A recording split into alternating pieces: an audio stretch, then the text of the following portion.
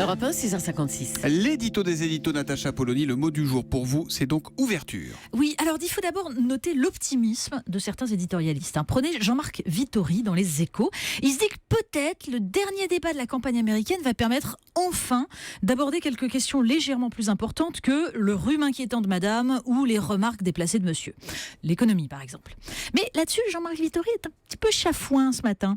Les deux se sont prononcés contre les traités de libre-échange. Donald Trump en rupture avec le positionnement habituel des Républicains, Hillary Clinton poussée par le score de Bernie Sanders. Et pourtant, c'est elle, nous rappelle-t-il, qui avait lancé les négociations en tant que secrétaire d'État. Et puis son mari avait été le plus grand promoteur du libre-échange.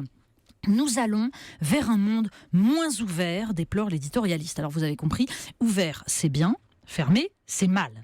Si on vous le présente comme le pouvoir accru des multinationales pour agir en dehors du contrôle des États démocratiques, du coup vous avez un doute. Mais si on vous dit ouvert contre fermé, c'est tout de suite plus simple. Bon, c'est ce que dit d'ailleurs Nicolas Bétou dans l'Opinion. Il est de mauvaise humeur lui aussi parce que les représentants de moins de 3 millions de Wallons, nous dit-il, s'obstinent à bloquer un merveilleux traité avec le Canada qui aurait profité à 500 millions d'Européens. Quelle régression, quelle irresponsabilité, cette crainte de voir le commerce international progresser, ce refus de profiter de la croissance et de l'emploi qui vont avec. Bah oui, c'est vrai, ils doivent être idiots ces Belges.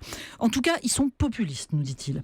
Nicolas Bétou oublie de parler des négociations en dehors de tout contrôle démocratique, sous la pression des lobbies, avec des clauses comme les effets de cliquet qui interdisent tout retour en arrière, des études aussi qui montrent les dégâts économiques du libre-échange. Alors qu'il se rassure, juste après l'élection, les gouvernants français retrouveront leur amour de l'ouverture, comme Hillary Clinton, comme tous les autres. L'édito des éditos de Natacha Polony, c'est tous les matins juste avant 7h. Natacha qu'on retrouve tout à l'heure à 8h30 pour la revue de presse.